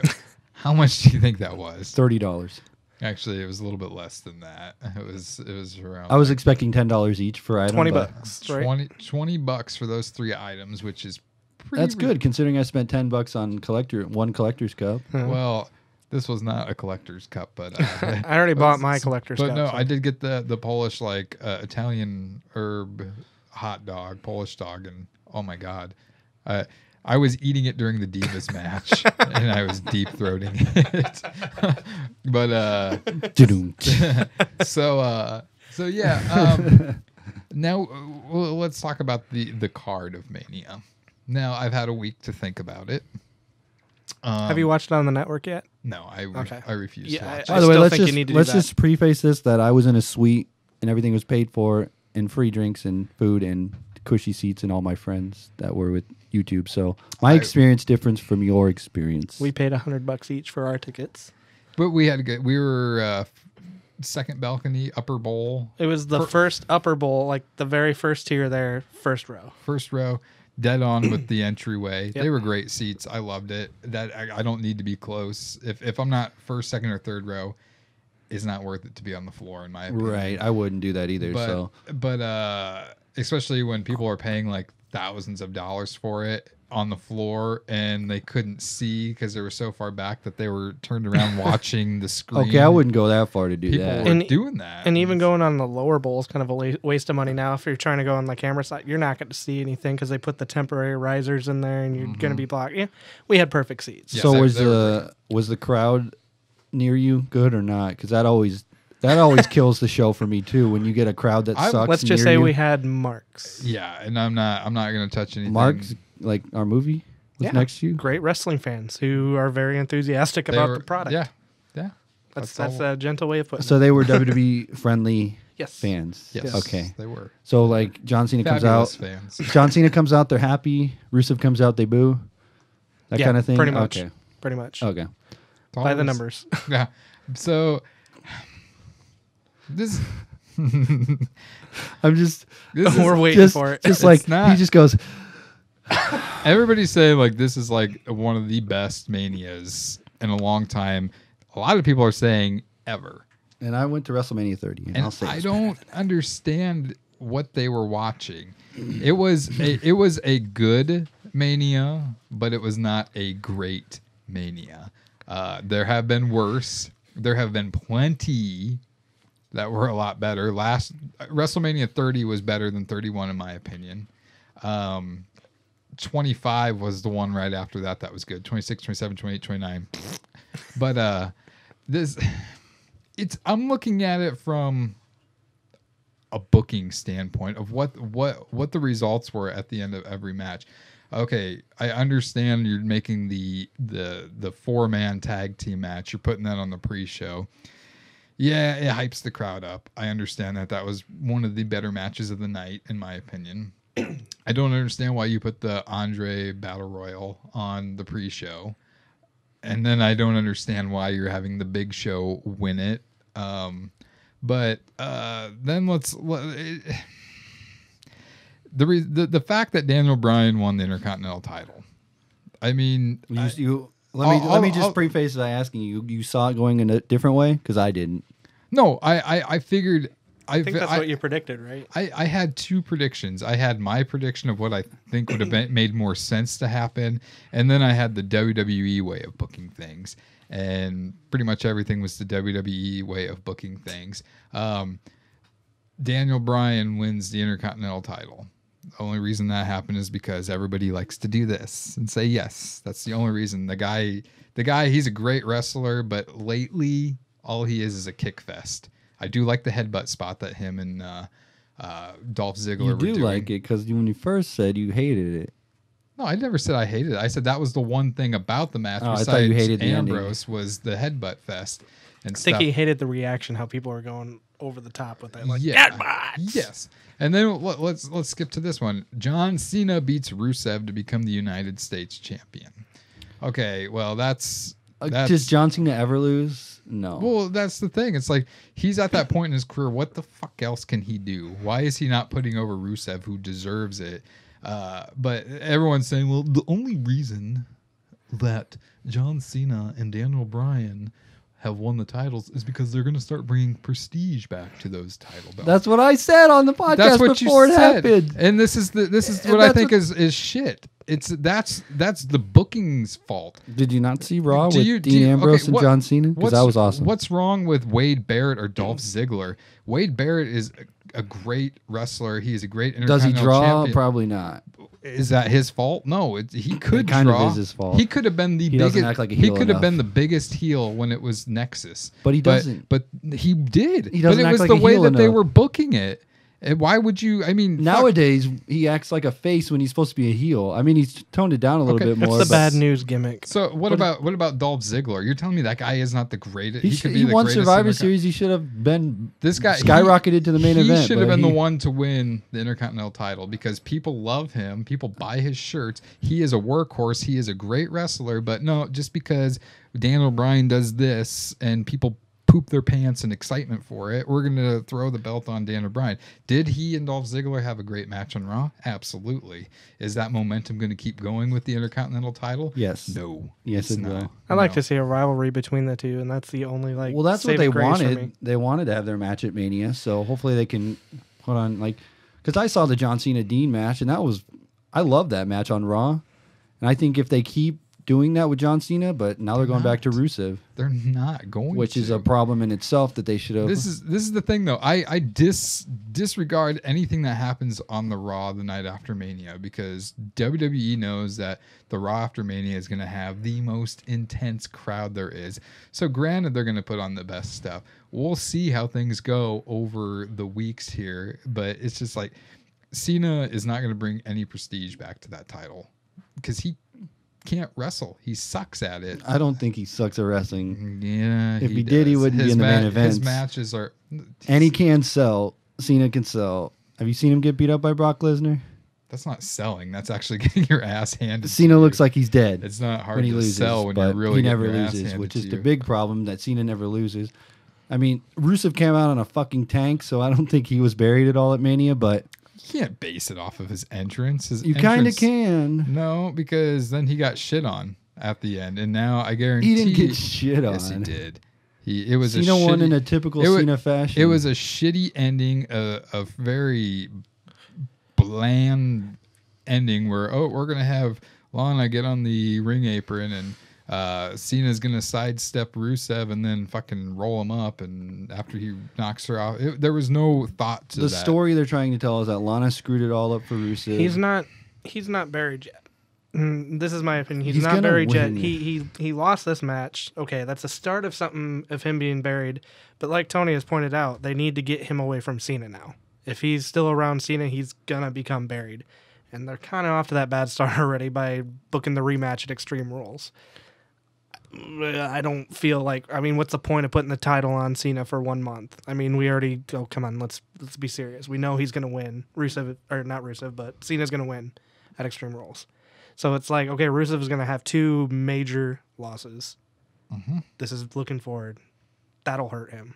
This- They need to get him away from Cena. And then we'll have him feud with Jack Swagger. Well, yeah, and then he's I gonna. mean, What's next for him after that? Like he was like at this high point, and now he's gonna job out to Cena. Now what's next? He could have, if Cena was going to win, it could have at least been by a disqualification or something like that. Something he that kept the made title. Rusev look strong. Then you would complain that there's DQ at Mania. I wouldn't complain. The internet would be abuzz without that. You had a DQ at Mania? That was fucking stupid. Well, Well, the internet, yeah, would definitely get on. But that. I'm saying that they need to get him away from Cena. But the whole story they were trying to tell with this match, whether you like it or not, was that Lana messed it all up for him because she was the one who got him in the match in the first place. That's the other thing. What's the point of breaking up Yeah. Rusev and Lana? They're not supposed to be broken up. Apparently, she was back on SmackDown. So, Okay. but they're probably going the Well, angle now where they're gonna have break tension. up. Like, what's Yeah. the point of that? What? I mean, I thought they were great together. Like, they've only been around each other for, what? They came out together at Royal Rumble 2014 was when he made his debut. And she's probably they're going to still be fresh. What maybe else they do they want have to for get her in Mona? a She's probably going to become a funkadactyl. She's going to lose her accent, and then a year from now, we'll be seeing Brodus Clay return with his new partner. They probably want to get Rusev. Bold prediction. They probably want to get her on the Total Divas show. So so there you go. Her career's done. And that's So WWE. breaking them up is a monetary decision. Probably. I don't think it's good for the character. I think terrible. it's suicide for that character because she's amazing. And Lana was like one of the greatest managers. She didn't get involved in matches. She was a great mouthpiece for Rusev. and this could be she kind got of the crowd against her. I mean, I'm not pro Rusev, but I mean, this could be a way of evolving his character because that same Rusev Crush character is going to get old after a while. You have to do something different, otherwise it's going to be the same thing, and nobody wants to see the same thing over look and at over. like somebody like the Iron Sheik, though. I mean, he would never got stale. No. I mean, and he was the same character, and he's like basically he's a foreigner. Look, Yeah, but times were different back then, where they had feuds go on for like a year long. Where now feuds change every freaking week on Raw. I'd like to see consistency in character in WWE. I hate like people go through. It's like they change their mind. It's like, oh, this is a great character, great idea. They do it for a year, and it's like, it's not working out in our eyes. You're not making enough money. Let's change you to be this person. Like Barrett is a great example. Barrett was this like outsider. He had the Nexus and all this stuff, and let's bring him back to bring bad news. Let's give him a catchphrase so the fans love him. It's That the same ruined thing him with as a heel. Drew McIntyre. Like, he was the chosen one, and then they did that for a year, Exactly. and then they're like, well, sorry, we're going to make you a comedy guy. And what happened right after they changed him? My down. points are being And now look proven. at Drew Galloway. He's a freaking But he's he's got 3 title belts on the indies at one time. Like, He's an indie sweetheart. If he came back, he could be something, but he No, won't. I mean, he's No, just, they he's wouldn't. killing it on the indies, and he should stay there. That's yeah, fine. but- exactly. So yeah, and the one thing is people are saying like everything WWE did at WrestleMania was for a reason. I fucking know this. Like, I understand Rollins losing to Orton was so that he could cash in later that night and win the title. Which I belt. had no complaint about. No, Rollins that losing. RKO was the main amazing. event. The main event was the best thing of the evening. Yeah, like you said, the curb stomp into the RKO was fucking phenomenal. I still I watched that back, and I'm like, I don't understand it. I don't know how he jumped off his head as high as he did. I don't get it. Amazing. Unless I mean, Orton- that whole match, that was one of my favorite matches of the whole card, Rollins and Orton. It was Yeah. a traditional, it was just a wrestling match. No gimmicks, no funny business. It was just a great wrestling No match. Orton RKO on the table like I thought. No table breaks. I mean, it was weird. No, it was, I the mean, next night they made up for the table. destroyed the table. But no, that was one of my favorite matches on the card. But yeah, continue with your point about the everything was done for a reason argument. Well, and then this is one that irritates me. I knew this match was going to suck, and it did not disappoint me in that matter because it did suck. Sting and Triple H. It was a million times better than it would have been. Triple H's entrance was pretty cool. Apparently, apparently on the network it came off as It was kind really of lame, corny. I but- loved it, but it was It corny. was but fucking awesome in in person. person, It yeah. was fucking fantastic. Sting's entrance was the dumbest thing ever. It's I like, don't know what Even that dumber was. on TV. Why were they banging on drums? And why was everybody's face painted except for that Well, old geezer? Let's talk about that entrance though, because like the match prior to that, they brought out the drum and they were beating on it before the match was even over. I was like, what are they doing? Okay, I guess that's how they do things here. But yeah, Sting, Triple H. You could have done anything different. You could have like, I don't know. You could have done anything different, and Sting's entrance would have been better. You could have done nothing, and it would have been better than the drums beating. I Sting agree. could have walked out with no music at all, and it probably would have been better than what. I thought the Usos were about to come out or something, beating on the drums. Or it would have made it though if Sting would have popped out of it. I just would have lost my shit. I honestly, I shit you not. Before, as they were like getting ready for the Sting Triple H match and stuff like that, there was a helicopter off in the distance, and I'm like, holy shit! Do you know what the Sting- helicopter was? That was It a was a cameraman. cameraman. Yeah. I realized that after the fact when I saw it on They the always network. circle around. But I saw it like it disappeared for a while, and then it came back, and I'm like, they picked up Sting. I said- Sting is going to lower from that helicopter. Then at the end, I was like, when Sting wins, he's gonna like hold it and go off like champion or whatever. You know, like he just saved the day, and the whole arena is gonna explode like a video game. Well, obviously, going into this match, they knew it wouldn't be a match. So this is why they booked it this way, which I'll let you continue. we have. But first point I want to make. I gotta give kudos to Sting for not wearing a T-shirt because I was expecting to wear a T-shirt like TNA. But Okay, apparently, I'll give him kudos for that. apparently his whole run in TNA he never worked out, so that's why he wore a T-shirt. And then He when looked- Mania came around, he busted his ass and He worked looked out. in shape when he came in there. It's just a sad booking decisions. And Well, then, like you said, WWE had no faith in this match, so that's why they're like, we're gonna have a run-in by DX. Oh my god, did I lose my shit when I saw that? Dude, I was like this. I was shaking my I was head. like, what the fuck is going on? I literally was like jumping up and down. Holy shit, there's the like, because it just hit. It was like, break it down. And I was like, And what? then I thought it was frickin' him messing around. X-Pac can't even run downhill. He was like so winded and like I thought he was going to seriously stop halfway down the ramp and take a nap. But no, it's people. And then of course NWO comes out. So and then I lost my shit again. And I was like, everybody's oh my like, god. it's nostalgia purposes. No, not now. Not when they're all old and wrinkly, like, and they can barely If you walk. wouldn't have done that, nobody would have talked about the match, and they had to do that to get people talking about it. And Exactly my point. The do match you was going to be want? stupid. It was- Let me bring up a it's- good point. WrestleMania 30, Undertaker, Brock Lesnar was a terrible, terrible match. It was yeah, terrible if you all go back around. and watch it, it was bad. But what made it memorable? It was the finish there, and they could have booked a cool finish that didn't involve DX and Well, the same thing the was- senior home. The senior The home. same It thing was was the a finish, singer. though. What? Like the finish too, they changed it to make it a what the fuck moment.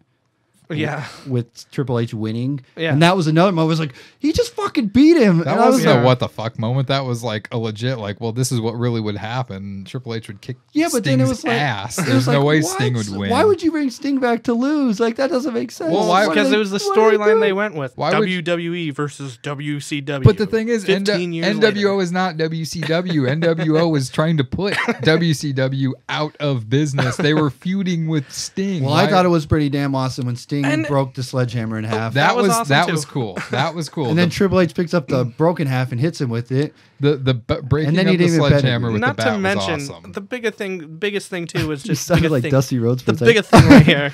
Let me tell you something, Daddy. There were so many, and people act like I'm supposed to forgive this. There were so many plot holes in that. 24 hours ago, Triple H is like too sweeting Kevin Nash and all these people and that are in NWO, but then they come out and try to hurt Triple H from winning. Yeah. NWO, like Sting, why would Black and White NWO help Sting? Like Right. Why Sting would- was Wolfpack NWO. Why would and Shawn Michaels come out? Because he wasn't part of that DX. he just came out and just super kicks and just gets a boo, like, and he didn't even look like he wanted to be there. Like he did the super kick and he's like, and then he Yep. just like Let walks me- off. and then they shake hands at the end of it. Which sucks because Let what me happened just- a half hour later? Triple H is like, I embarrass Sting. I hate Sting. And like just half hour ago, he's Triple like, H I love was- you, Sting. I love you. I just thought Triple H was in like, he just took everything that the internet believed about Triple H, you know, like how he's a bad guy, he holds people down and all that, and he went overboard with that at Mania, and that's why I liked it, because he was just like, I beat Sting. Like he came out later that night and was like, yeah, I just beat I Sting. like that promo, but if they didn't shake hands, that promo would have been even better.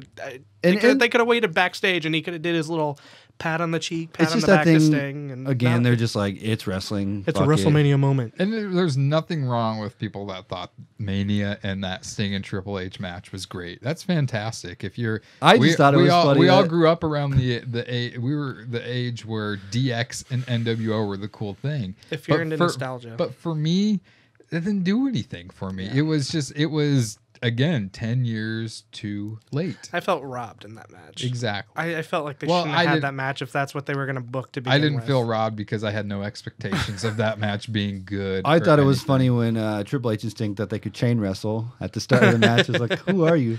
And speaking of people that think they can wrestle, what was John Cena doing that springboard. ACH springboard cutter move? I was like, who are you? Did you just watch PWG and think you're a wrestler now? Like I don't I even swear, know you. I swear, this is what they do. They're like, NXT is developmental for the main roster, so you guys do all the cool shit, and then we'll take it from you and do it in the Exactly. match. So I was like, Isn't Cena the one who complains when people steal his moves too? Yeah. Tyler Rex.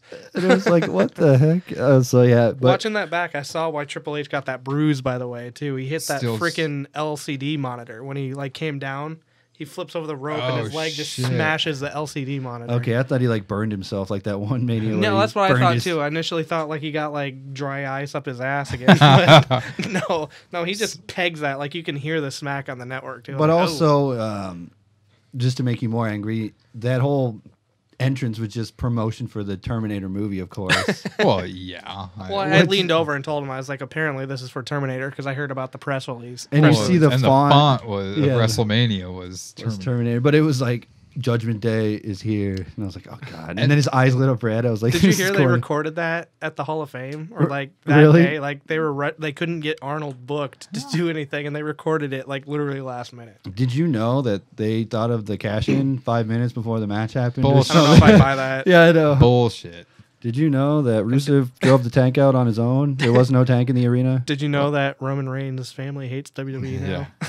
Did you Okay, know? this before we get to the main event, I'm going to talk about one of the biggest things that pissed me off about WrestleMania. That it was 31. nap time for the Divas because they just laid on the ground. AJ Lee did. Did you see that? It's this Bray Wyatt and the Undertaker, biggest fucking jip off ever. There is no reason the Undertaker needed to win that goddamn match. Was Bray even on Raw? I don't No, think he was. he wasn't. Undertaker or Bray weren't even on. He's done. He's There's a guy who I will agree with you that they have completely just destroyed. Like WWE. he should have beat Cena last year. He should have beat Taker this year. And like he never wins any big matches. And then Taker gets pyro after he beats Bray. Like he's just a dude. He doesn't have the streak anymore. Bray has the most epic promos. I believe him when he say, not anymore, but I believe him when he says, "I'm gonna beat your ass. I'm gonna destroy you. I am the eater of worlds." I'm like, I love your promos. I believe you totally. But every single time he has that promo, what happens at the pay-per-view? He gets his ass kicked. He's complete bullshit on everything. He it's like, is the modern day Undertaker, except I think he does it better on the mic. That's a good argument. I can. That should be a discussion sometime.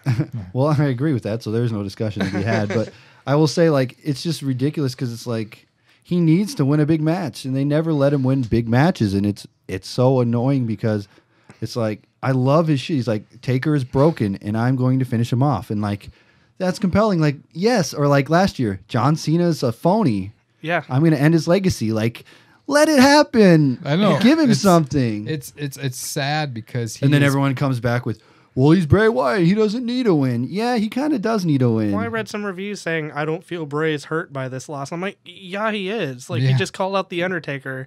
He lost to a broken Undertaker. This was the chance for Undertaker to give back because his matches do not give anything but tears in people's eyes because it's sad to watch him wrestle. That Taker Bray match was strictly built for that one spot where he did the creepy walk and then Taker sat up. That's exactly I called that. Like, that's the picture they were looking for. That was like that was a 15-minute time filler match, and there was no point to it whatsoever. No progression. They are not Bray's building entrance anything was off badass of it. though.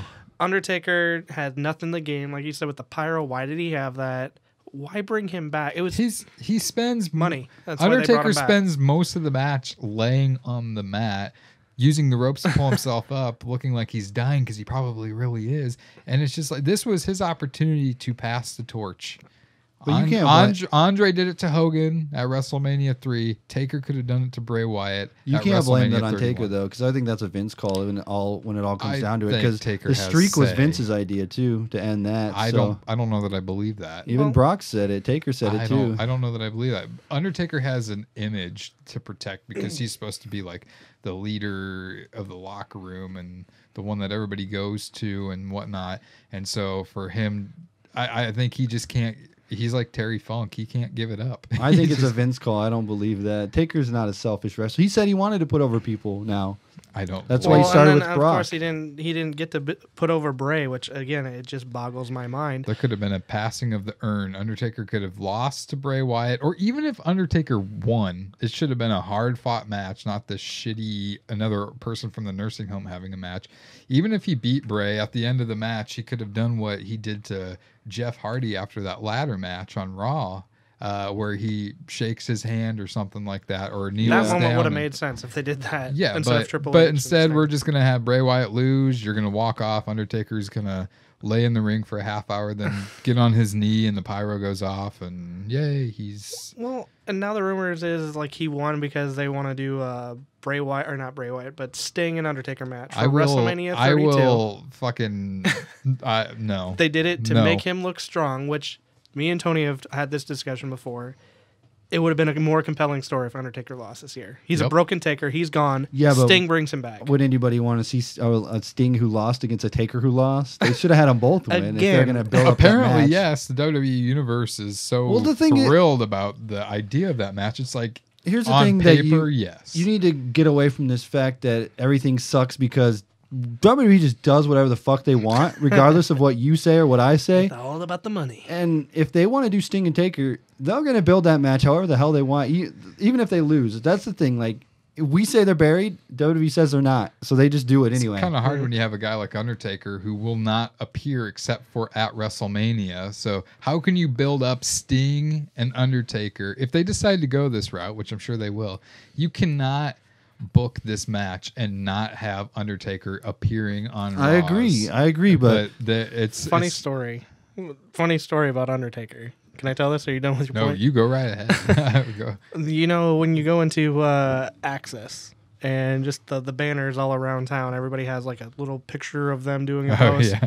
Undertaker didn't even have time didn't even come in to do press photos for it. They used his character model from 2K or WWE 13. The video I don't know what it game, was. yeah. It didn't even It look was, like him. it was a CGI version of the Undertaker. Everybody else is real life postered. It's a looked more CGI like- Undertaker. It looked like more like Sylvester Stallone than it was did so Undertaker. weird. And that shows you he does not care to. He's not going to make time to do. I mean, what is he doing? Dyeing his gray hair black? he's earned his time, though. He's been in the business for so long. He is a Hall of Famer. He deserves it more than anybody else. But you're losing respect the more you keep coming WWE back. just panders to those old people. Like, even when Brock came back, That's what they pandered to him. WCW did. I don't Look want what him to happened. hurt the Undertaker. That's why. I guess that's why I'm. Yeah, I feel that's- like that's why this the appearance. argument. This appearance hurt the Undertaker. That's why they had him It's win. So stupid. they're like, if we.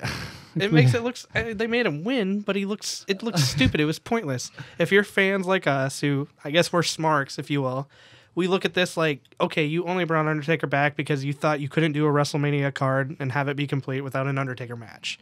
The only person that made sense at the time was Bray Wyatt because they weren't going to do Undertaker and Sting. So okay, let's bring the Undertaker back. Let's put him back on a win streak and send the fans home happy. Undertaker is for those casual fans who only watch Mania, and they're like, oh, there's Undertaker again. Yeah. And then the only thing I did like the Sister Abigail tombstone thing was fun, but other than Yeah. that, it was just like, Well, you had mentioned it before. Bray's entrance was probably one of my favorites with the scarecrows that came to life as he walked I thought by. that was cool. I'm like, hey, My- look, he's coming to life when he touches him. my only gripe is that it was like 95% of Mania was in the sunlight, and you My- could Yes. not. It wasn't My dark. gripe was that the Scarecrow people didn't try to help Bray win. That would have been a great thing. Yeah. yeah. See, again, cool booking decision they could have had there. Even if Undertaker still went over, can you imagine that moment? That I would have popped more for the Scarecrows trying to What go they should have done is they over should have DX. I would have been like, had Scarecrows. him do like the Sister Abigail like 4 or 5 times and can't win with it, and then he's like, all right, Scarecrows, come on, and then Taker just fends them all off and wins. You know, like that Yeah. would have been more compelling than just like, whatever, Pyro, I'm Taker. This is another gripe I have, and it's not necessarily for this match. It was for a lot of the matches that took place at Mania. The WWE Universe has made the chants "this is awesome" and "holy shit" meaningless because "this is awesome" chants broke out every time there was 2 near falls, which I don't know how many times that was at Mania. That's like every finisher, which Yeah. is another story. So Everybody kicks out a finisher. every time Before Sting and Taker even there- started wrestling, Yeah, this is awesome happened. and it loses its credibility. And then the only holy shit chant that should have happened was Dean Ambrose's spot off the ladder through the ladder. That should have been the only time holy shit was chanted. But they chant it for like the dumbest things. It's like a guy does a suicide dive over the top rope onto like 6 guys.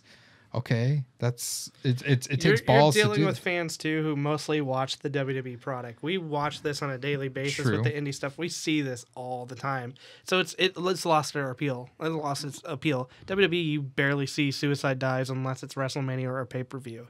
So I can see from their standpoint, but I'm with you totally. It's a terrible And thing to every single time. I was saying earlier, I hate finishers. Everybody has to kick out of finishers. Have lost their credibility in Yeah. wrestling. It's like if it's WrestleMania or pay-per-view, you have to take at least 2 or 3 finishers to put somebody out just to get that. That's what they use for cheap cheers now. It's like, Yeah. okay, near fall. I just gave you the most vicious finisher out there. Well, that's what makes matches exciting. Are near falls. I mean, if you didn't have near falls, the match wouldn't be as exciting. they're I mean, I get it. overdone. I get the point of like How many back in the F5s day did- when Hogan dropped the leg, that was it. You were done. Yeah. But How many now, like, F5s it was did- Somehow. How many F5s did Roman Reigns eat and kick out? 4 of? Like, more than Brock, And it's like, or more than Taker. So that's what everyone was angry about. He took more than Taker took. What bullshit? This is my everyone's just like well, you just want to see blood and everything and guys killing themselves. That is not what I want. I mean, it's just yes, we got to see blood in the main event, and there's talks that Brock gigged himself when he got busted open, which I don't know that he did. Apparently, the ref handed it to him, and then he handed it back to Heyman. So yeah, I don't see it. I don't think it was him doing it himself. That's not what I want. I just don't want to be. I don't want my intelligence insulted, and NXT is a perfect example. Like I could watch that 24/7. And do they use blood? No. Do they go through the tables and like kill each other? No. but everybody dives out on the entrance. They ramp. do They do put- 1,000 suicide dives. But they're acrobatic and they actually put on entertaining matches. And I mean, it doesn't even have to be that much of a storyline driven. They could have 2 random people fight for one time, and it's just like, wow, these guys are putting on a hell of a show. And I get it. I understand why WWE is doing it, because the WWE's main roster is geared towards the younger kids and the families, PG era. And they want to they're extend the life they're of the going wrestlers. to which I have an argument on that too, but they're going to cater to the families and the kids because they're going to be the ones buying their merchandise and blah blah blah blah blah. I get it, but at the same time, the fans like me that I've been watching since I was a kid, that have been through all these different eras, you're slapping them in their face, pretty much telling them like, I don't care about you anymore, move out, I don't like you anymore. And it's just irritating and insulting, because it's like they have the talent there, but they don't want to push the new stars. They want to keep the same people, and you know, you're going to be shit out of luck when the time comes and all these people are injured or they have to retire, and you haven't pushed anybody else. That's what NXT's for. They have those guys getting built up, ready for when those guys are done. Yeah, Like, they just but- brought up Neville. It's just such a I don't see any hope for him because he's got no mic skills. I But cringed knowing that Neville's the talent that he is, and that he's now on the main roster and he's gonna go nowhere.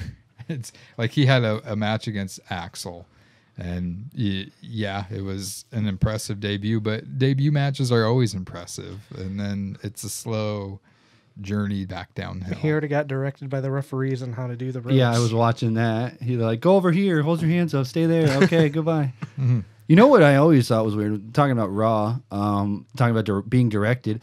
Those guys have to learn how to stand there during a commercial break for their entrance. That was one thing I was watching with Raw. Tyson Kidd was on the top, or who was it? It was Tyson Kidd was on the top rope, and then who was on the barricade? Stardust was on the barricade forever. I'm like, somebody must have got a really awesome photo of Stardust because he was standing there forever. Well, that's the one thing about Raw that I really enjoyed watching was production. I mean, it was constant. Like I remember going back to Raws before they got like really big, and like what they would do is like either it would just be silent and nobody would be in the ring until they came back from commercial break, and then they'd come out. But now it's a constant flow. Like if there's something that's not playing on the Titantron, then they've got music playing and somebody coming out making an entrance, and they just time everything so great. Yep. And I was totally amazed with Raw. Was my second favorite thing, but besides NXT. Well, let me go back on Mania. Talking about Mania, you're trying to compare it like the way Mania works now is that it's like its standalone show. You can't look at it as like a monthly pay-per-view where like these storylines are going to progress from like Survivor Series to the next one, to the next one, to the next one. It's sort of like its standalone show that you can watch as its own, and that's what they're going for now. It's not the same way that it used to be where it was like, this is like the whole year recapped into this Mania. It's more like its own show, and they're just everything is a WrestleMania moment now. Like Triple H's entrance, Sting's entrance, Sting losing to Triple H, Rusev on the tank. Everything's a WrestleMania moment for them now, and it's just Well, they put more effort into their entrances than they did the wrestling. pretty much. Speaking of Mania moments, do you think You think AJ went into this match? Did she already know she was retired? Oh, 'Cause probably. You saw Paige kind of Guarantee tearful at the end. Guarantee People it. assumed, oh, it's Paige's first WrestleMania. She's crying about that. Could have known something there too. It's like, oh man, I had that honor of being in AJ's last match. Yeah, With Well, WWE. and that Didn't she have a match on SmackDown? Oh yeah, too? I guess so. she had a match on Well, Raw, and she last wore the pay-per-view match. she wore the Bailey shirt, which was awesome. A nice little nod to Bailey, and then Yeah. SmackDown. Apparently, she had a match, but AJ Lee now done. I guess we can talk about that a little bit. Tears. She had the longest Divas reign, I think, right? Yep. And- Longest reigning Divas champ. But I think this is the best move for her.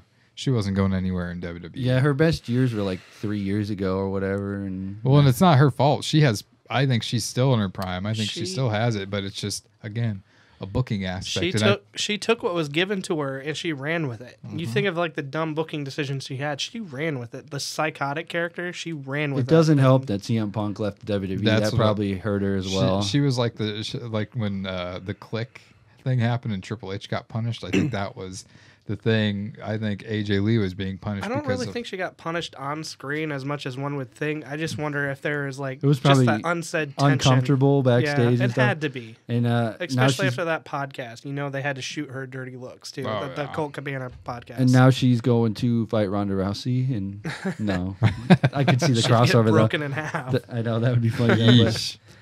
but yeah, so she's gone. A great career. I loved her. She was awesome. She basically changed the mold at the time because there was nothing else going on in the Divas division until she came around. And then What's sad to me, it's not that she's not deserving, but she'll probably be in the Hall of Fame next year because they got to throw out these new things. unless they don't, She's deserving. She's 'Cause of deserving. I think But- I think the year that Punk gets inducted should be the year that she does. Husband and wife going in there together. Until Punk resolves his WWE issues, that'll never happen. that won't take long. Within 5 years, I bet you Punk will be back on. I'm sure. I mean, they'll have that. It's kind of I could see it kind of like the Bret Hart relationship and like the people who's had the bitter past. So you think like 10 years down the road, CM Punk's gonna hit Vince McMahon with the chair 1,000 times at No. WrestleMania? He's gonna bring out all of Probably. how's it gonna work? He's gonna bring out all of CM Punk's friends and be like, Joey Mercury. Colt Colt Cabana Cabana. are all gonna come out and be like, it's all about the money, and then like, oh, you think you could buy my friends? Just kidding. And then Punk would be like, he'll cut the stupid thing. I was just like, well, if I know Colt Cabana and Joey Mercury, I know that they'll take any money they can. But I mean, I could see her probably going in the Hall of Fame within the next couple of years. It's not Yeah. that she's not Well- deserving. I just hate how they rushed these out. She's not done with wrestling. She's just done with She WWE. said she retired. Yeah. She She I retired think from WWE. Yeah. actually the way they put it was that she retired from an in-ring role. So I don't know that she's done with WWE. Well, I don't think her contract's up, so she might be doing something. You know, it would off be camera great and- for her to go to NXT and just mentor those girls. Oh heck yeah, heck yeah. That would be cool. So before we kind of move on here, though, kind of want to ask you if you have any final thoughts on Mania and Raw and any of that. Raw was cool. I think Raw was like a cool thing to be a part of. I like the chance, but I think I'm not under that. Well, some people say that the fans try to get themselves over too much. That's a Raw where they do it, but I think the main event was telling that we don't like this shit. Why would you book a 6-man tag with Big Show and Kane in the main event? Best chant of the weekend was on Raw, directed at Big Show. Please retire. Please retire. I thought the best one was when they were doing the "You suck, Cena, you suck," all that. So disrespectful. I thought it was funny, but yeah. So You know, overall on Mania, I rewatched it on the network, and I was with Jeremy. I really did not enjoy the Mania as much as I wanted to enjoy it. Rewatching it on TV, I could put it up there as being a really good Mania. It's not one of the greatest. It doesn't even reach my top 5 of Manias. It's still in the top 10, though. I think what really made it was moments. There was good moments peppered into it. And like you said, WrestleMania moment hit the nail on the head there. It's all about WrestleMania moments. And they had some really cool ones. The main event, watching Seth Rollins on the network, watching him win, you could see tears. Like, his eyes were so watery when he was on the top of the stage. You can even hear him muttering to Roman Reigns, "Thank you so much." Like, it's moments like that that made and that Suplex magical City, for me. bitch. I have no complaints with the main event at all. That I know you did. And I'm glad just he saying- finally got his pyro. I was waiting for that forever, and then he got pyro. I was like, yes, he And got then his pyro. That was that moment was great. few other moments. Like I said, I love the Randy Orton Seth Rollins match. Seth Rollins was MVP that night to me. I mean, he just stole the show all the way around with me. But yeah, I mean, overall, I gave it a 6.5 out of 10 after watching it. I mean, I liked it. Oh, we're gonna give a stars a rating for it here. Live though, I probably would have gave it a 3 or a 4. I just have no desire to watch it on the network. There's nothing that I really would want to see except for the main event. I could tell you commentary didn't add anything. Well, Yeah, commentary was bad. And I heard, speaking of commentary, I heard Brian Saxton was terrible doing one man for Adrian Neville. Well, why would you put Brian? Okay, let me answer you one question.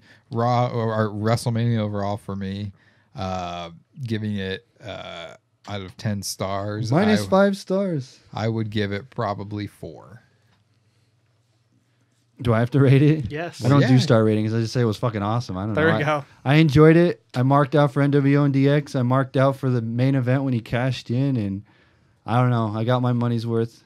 So that's what I'll say. The whole WrestleMania experience was awesome for me, even though WrestleMania itself was shitty. The whole experience, I would do it again. Money well spent. I liked Yeah. it. I thought it was better than 30, in my opinion, because I was at both of them, so I can have an loved 30. opinion.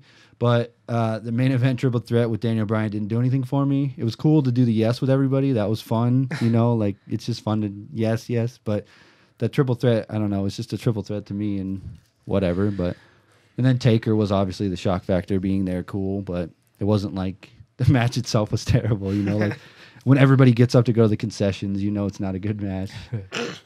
And then, so yeah, I liked it. I thought those moments were cool, even though it was like 1,000 years late on the DX NWO stuff. I don't know. It's just being a wrestling fan, like just being able to live that was cool for me, you know? Raw, on the other hand, was, aside from the main event, the crowd made up for the main event of Raw, but Raw was just amazing. That Brock Lesnar meltdown is one of my favorite moments of Brock all time. Lesnar flipping that table, like I legitimately marked out like in the crowd. I was like, wow.